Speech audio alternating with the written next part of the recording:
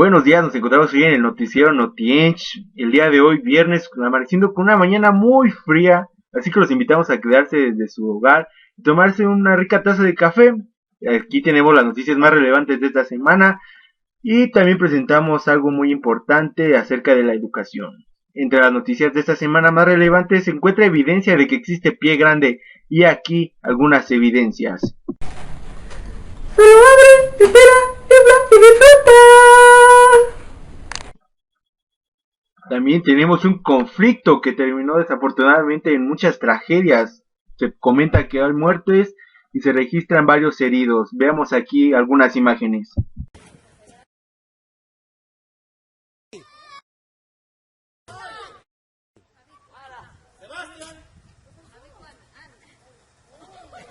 ¿Qué? Y desde el ámbito educativo tenemos también que presentar a un gran autor. Él es Ángel Díaz Barriga, quien nos trae aquí una obra titulada La innovación en el campo de la didáctica, propuesta que oscila entre ambos sistemas de conocimiento. Para ello, mi gran compañero Johnny nos va a hablar acerca de él y también dar una presentación de quién es él. Así que vamos contigo, Johnny, adelante. Buenos días a una emisión más de su noticiero Notiench. Como ustedes saben, cada semana traemos temas de relevancia para la sociedad actual. En esta ocasión hemos decidido enfocarnos en un actor muy especial, autor el cual está muy inmiscuido en lo que es el ámbito educativo. Este autor lleva por nombre Ángel Díaz Barriga. En su más reciente obra, Pensar la didáctica, nos habla acerca de lo que son las innovaciones en la educación, en la escuela primaria. Muy bien, así que damos inicio y espero que este tema sea de gran interés para ustedes, en especial a los maestros, tanto en formación continua como en la formación inicial. Muy bien, así que los invito a ver el siguiente documental.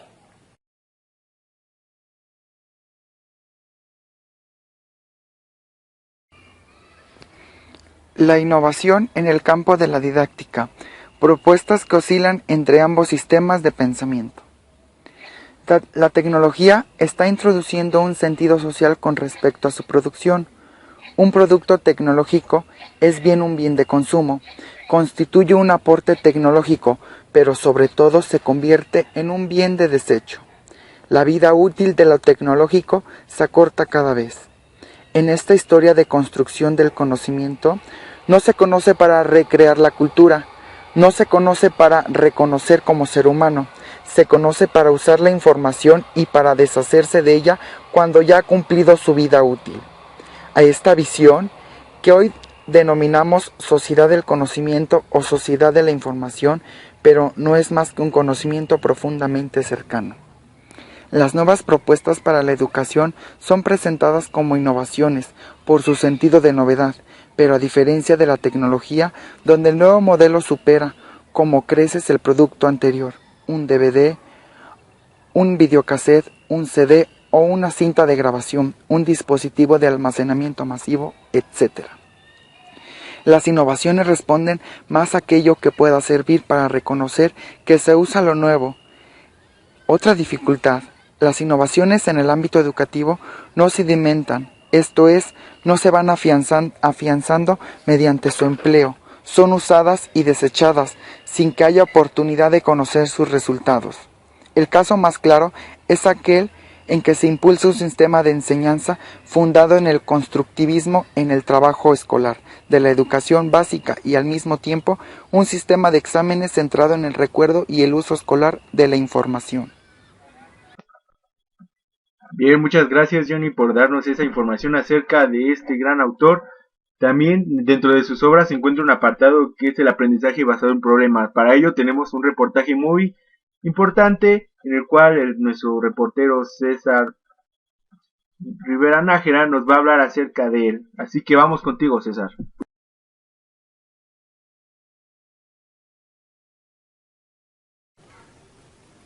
El aprendizaje basado en problemas responde a un movimiento de la historia de la didáctica dentro del cual esta propuesta ha venido evolucionando. De igual manera, se puede observar que el conjunto de propuestas de esta índole guarda estrecha relación con el modelo que se denomina escuela activa o movimiento o escuela nueva. Sin embargo, y es importante que esto sea resaltado, mientras los autores de lo que podríamos definir como una era reciente de esta aproximación consideran el aprendizaje por problemas como una estrategia para hacer más eficientes el aprendizaje de los estudiantes, los autores de la perspectiva originaria consideraban que aquel permitía atender en forma integral a la educación. Esto es, no solo se trataba de impulsar una estrategia distinta del dominio de los contenidos, aquello que las pruebas masivas reconocen hoy como eficiencia del aprendizaje, sino que se procuraba formar a la persona humana, al sujeto social y al individuo para desempeñarse en la democracia y en la sociedad. Aprendizaje basado en problemas. Esta es una propuesta educativa que consiste en construir un problema que se desprende de las disciplinas que conforman la asignatura de un plan de estudios y estructurar el trabajo escolar de suerte que los estudiantes, generalmente organizados en grupos de trabajo, puedan analizarlo a lo largo de un curso escolar. La complejidad del problema y su resolución deben de estar acordes al nivel de los alumnos. Al indagar en la bibliografía acerca del aprendizaje basado en problemas, se advierte que prácticamente la mayor parte de ella reporta que se trata de una estrategia que tiene sus orígenes en 1974 en Canadá. Dicho enfoque tiene sus raíces en el trabajo de Kilpatrick, que denominó método de proyectos. En opinión de Dewey, este método procura que el estudiante aprenda temas que tienen sentido y significación porque le permiten entender aspectos que vinculan un conocimiento con la realidad y, al mismo tiempo, aprender a trabajar en un colectivo, cuestión fundamental para formar su ciudadanía y su capacidad de desarrollarse en la sociedad. A todos quienes nos escuchan les recuerdo que hay mucho tránsito en lo que viene siendo las placas y Electra. Creo que se presenta una manifestación.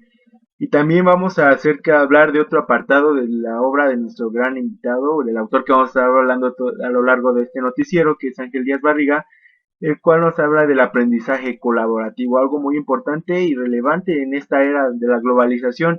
Así que vamos contigo, nuestro reportero Edgar Nandiu, a ver qué nos has preparado para el día de hoy.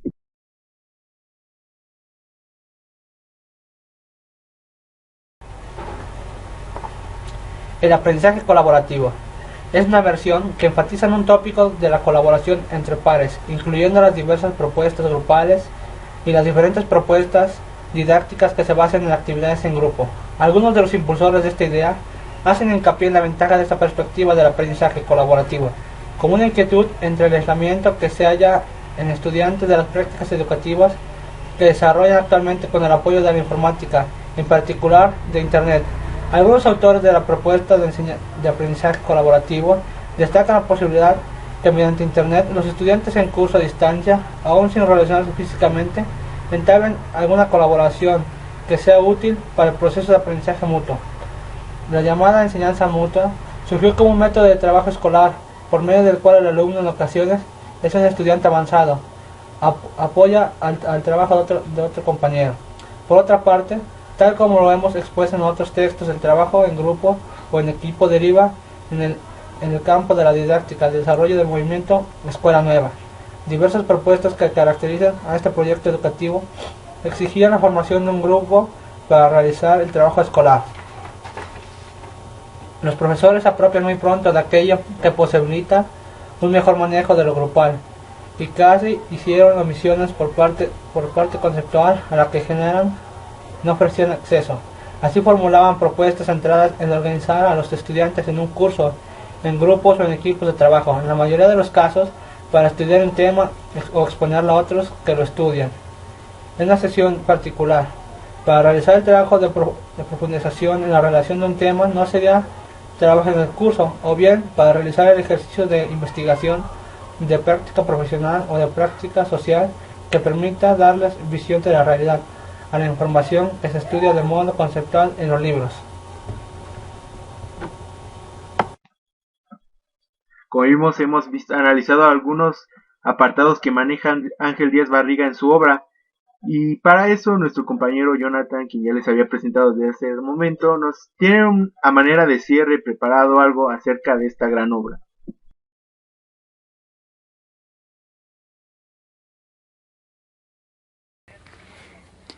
A manera de cierre, la didáctica es una disciplina fundamental para comprender la transformación del trabajo en el aula, para planificar una reforma educativa y para entender el sentido de una innovación en la educación. Los sistemas educativos, las instituciones respectivas y los docentes no pueden darse por satisfechos solo cuando tienen en sus manos una innovación educativa. Las propuestas educativas de nuestra época pueden y deben aprender de la didáctica, para lo cual es indispensable el retorno de esta última al escenario de la educación. Muchas gracias, Jonathan. Y sí es importante hablar de la cultura y más de que acerca del error y aciertos que tiene un maestro en sus alumnos. Y eso, por supuesto, en su contexto. Para ello, nuestro reportero Guillermo Gama nos ha preparado un apartado el cual se ha titulado Cultura Social, Cultura Pragmática y Formas Culturales Locales frente al error y sus aplicaciones en la tarea educativa. Es un tema muy importante y sugiero que pongan mucha atención. Vamos contigo, Guillermo.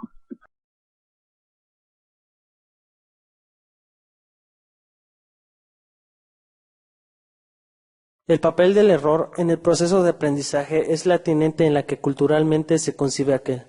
En particular, cómo es que se considera la equivocación en las sociedades contemporáneas, así como sus consecuencias de esta perspectiva en la vida social. En la cultura oriental, el error es equiparable a una cuestión de deshonor, una mancha que habitualmente es demandada con el castigo más vil y cruel que existe, la muerte, ya sea ejecutada o cuando el sujeto reconoce su desacierto. Fue así donde los alumnos que eran expuestos a tanta presión tuvieron una opción de salida ilícita de concepciones nocivas y predemeditadas a la muerte. Alumnos entre 12 y 17 años se suicidaron gracias a la presión escolar que sufrían por parte de los padres y de la misma escuela, gracias a la competitividad que se les impone desde el inicio de sus estudios para lograr tener buenos resultados en las pruebas. Por otro lado, el eficientismo contemporáneo se considera un error que debe de desaparecer. El origen de este se da al pragmatismo estadounidense y más que eso el mundial, que propicia una eficacia, competitividad y una eficiencia, donde en esta lógica no cabe el error. La evolución del valor central que la eficacia y la eficiencia tienen en el proyecto social será defendida en el marco del pragmatismo estadounidense bajo la idea del progreso social. Este sanciona el error como un obstáculo en el proceso de aprendizaje. Este proceso impulsa y reconoce el éxito. Muestra un modelo social sobre todo aquel sujeto que inició en condiciones adversas y lograron sobresalir con limitantes. Bueno, muchas gracias, Guillermo. De mi parte, yo también he preparado un documental acerca de los programas y a gran escala lo que son exámenes como es el examen PISA y cómo un maestro se enfrenta a estos problemas y deja a un lado lo que hay que enseñar a sus alumnos, deja a un lado los sentimientos y todo aquello que involucra a un alumno para dar paso a lo que es la prueba PISA. Este reportaje lleva titulado el error en el marco de las tareas didácticas, el tránsito de un papel pedagógico a la conformación de mecanismos de negociación y acumulamiento. Para ello también nos encontramos desde el bello municipio de Coatepec, Garinas, hicimos unas transmisiones y espero que les agrade. Vamos. Otro de los temas que se abarcan y que nos menciona nuestro doctor Ángel Díaz Barrigas es la didáctica del error. En esta vamos a hablar los dos problemas que se presentan tanto en su implementación como en otro que más adelante hablaremos. También nos hablaremos de la globalización y cómo ha afectado e influido al sistema educativo mexicano. De la misma manera, hablaremos de los exámenes de la prueba PISA, la ODC y otro que más aparte conoceremos. Síganos y vamos a ver este documental.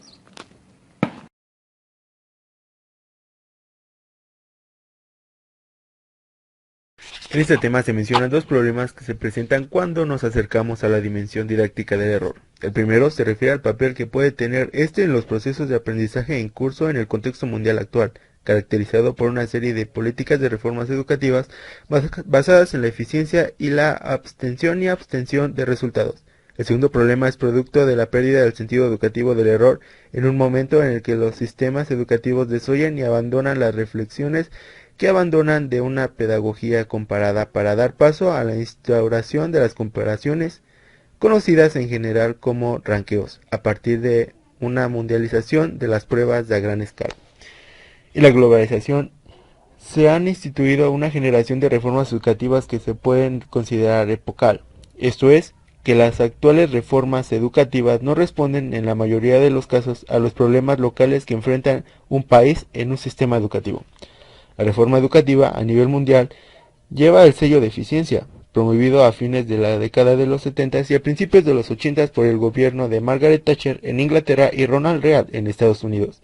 Dichos modelos proporcionan las pautas para impulsar la teoría del capital humano como modelo de paradigma educativo sobre el cual se podría constituir la base de un nuevo proyecto educativo que proporciona las exigencias del libre mercado.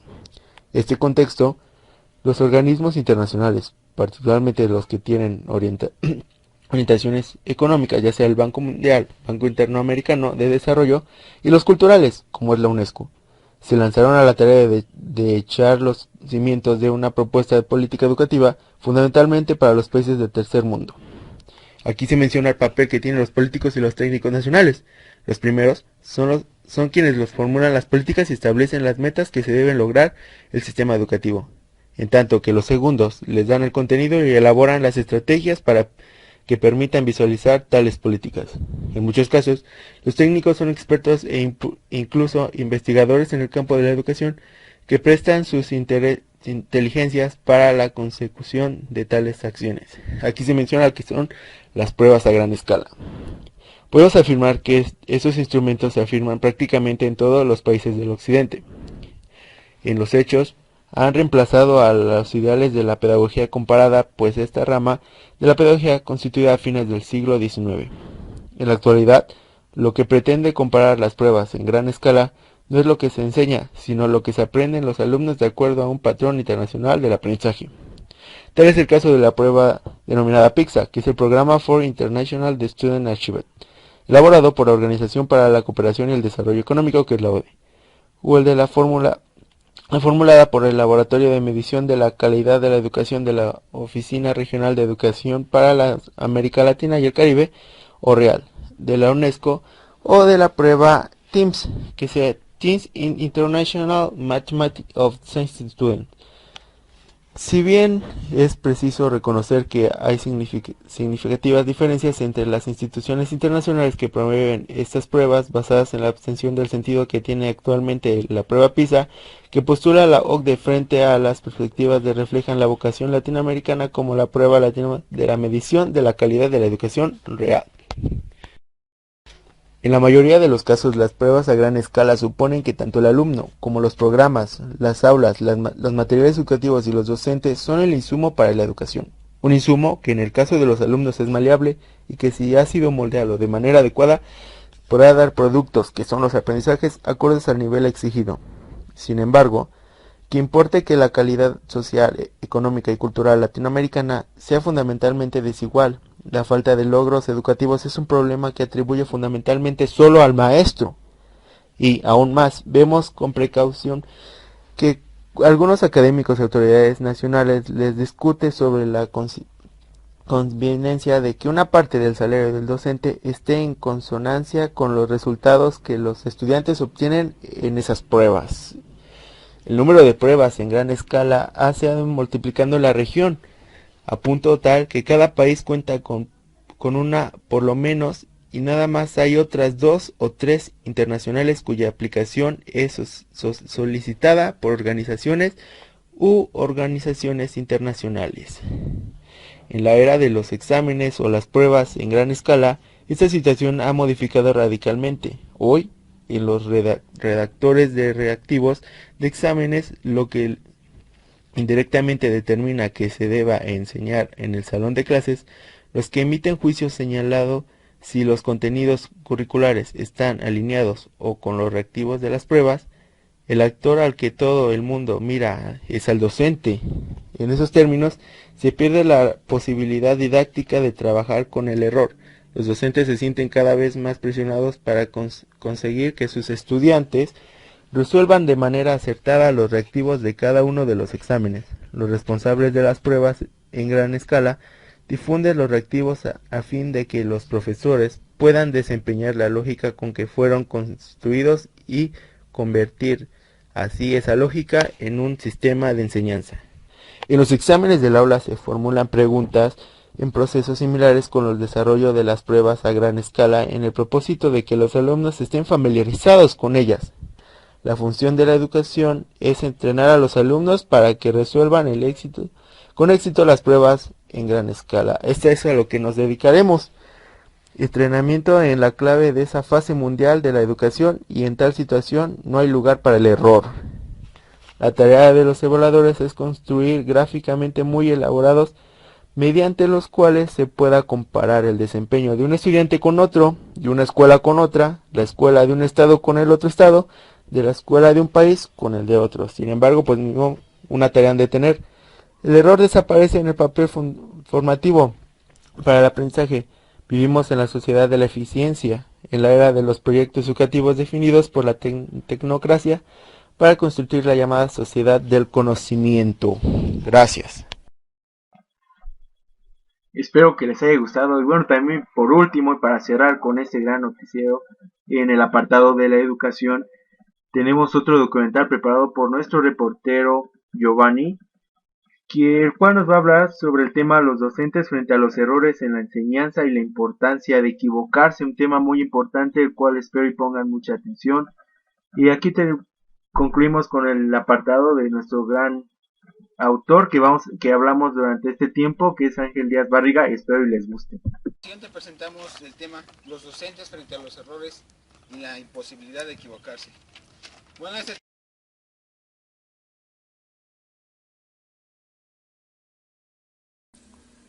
los docentes frente a los errores en la enseñanza y la imposibilidad de equivocarse. No tenemos ninguna posibilidad de hacer progresar a un sujeto si no partimos de sus representaciones, si no las hacemos surgir, si no las trabajamos de la misma forma que el alfarero trabaja la tierra, es decir, no para sustituirlas por otra cosa, sino para transformarlas. Cada representación es al mismo tiempo un progreso y un obstáculo. Cuando mayor es el obstáculo, más decisivo es el progreso. Un sujeto progresa cuando establece un conflicto entre dos representaciones, bajo cuya presión es llevado a reorganizar la antigua para integrar los elementos aportados para la nueva. Evidentemente, este conflicto se pone en manifiesto, por lo general, de una forma externa. Se trata de un desacuerdo con un compañero, con el profesor, con el texto, pero este conflicto solo provocará un progreso si la socialización ha sido en cierto modo interiorizada. Por otro lado, aun cuando los programas de intensivos fueron construidos para mejorar la docencia, desde la perspectiva didáctica con que estudiamos el papel del error en el aprendizaje, se puede afirmar que no hicieron más que favorecer la inercia que los docentes venían mostrando para esconder el error didáctico. También, los profesores pueden aprender de su fracaso si aprovechan tal situación para reflexionar sobre ello. Pero en condiciones actuales, en que el docente está obligado a desempeñarse con acierto, el error en la formulación de estrategias didácticas o en la intervención en el salón de clases tampoco es tolerado, sino que por el contrario debe ser ignorado o disimulado. Ningún texto, en el ámbito de la didáctica, reconoce que no existe una clase perfecta, esto es, que resulta imposible que las estrategias metodológicas propuestas por un docente tengan un alto nivel de coherencia con un modelo de aprendizaje, que sean absolutamente adecuadas a la etapa por la que atraviesa un grupo escolar, que reflejen una consistente articulación entre contenidos nuevos, pensamientos previos del estudiante, texto escolar y contexto social. Con este último reportaje que acabamos de apreciar, cerramos con la sesión de educación y les recordamos que todos los temas que estuvimos abarcando fueron de nuestro invitado, el autor Ángel Díaz Barriga, en las obras de la innovación en el campo de la didáctica propuesta que oscila entre ambos sistemas de conocimiento. Espero que les haya gustado y este fue su noticiero Notiench. Pasamos a otras secciones, como las cuales nos va a decir nuestro compañero Jonathan. Adelante, dinos lo que tienes que decir. Ahora vamos con el reporte del clima, porque ya es pasadita de la media, pero de la media tonelada vamos con Verónica Gallardo. Adelante. Gracias, Pepillo Origel. Bien, tenemos una depresión en el norte del país, una depresión posparto por una señora que trató de matar a su hijo metiéndole una bolsa de basura. También en Veracruz tenemos a fuertes lluvias, eso quiere decir que todos saquen sus cubetas y échenla al baño porque ya huele re feo. También en el centro del país, lo que viene siendo el Estado de México, dice que hay mucho chorizo. Agárrense confesados porque va a llover todo el día. Nos vamos con los espectáculos. ¡Vámonos! En los espectáculos nos despertamos con la gran noticia de que Lucero se puso a atacar a todos los animales de los cuentos infantiles, ya sea venados, Bambi. Están preocupados y pretende haber una huelga en contra de Lucerito y su gran apoyo al Teletón, diciendo que pues es una barbaridad, que es injusto que apoye a infinidad de niños y mate a infinidad de animales. Esto no puede pasar. También encontramos que Karen se compró muchísima ropa y ya no tiene para el próximo concierto de Justin Bieber. Pretende vender toda esa ropa y ponerse un puesto de gorditas y así alcanzar algún boleto para el próximo concierto de Justin Bieber. Esto es todo por el día de hoy. Les agradezco que hayan prestado atención a NotiEng y los invito a que se incorporen a sus actividades del día de hoy. Les recomiendo que se pongan a estudiar para los próximos exámenes y que se olviden del estrés. Finalmente el fin de semana pueden recuperarse y cargar sus energías. Nos vemos y hasta la próxima.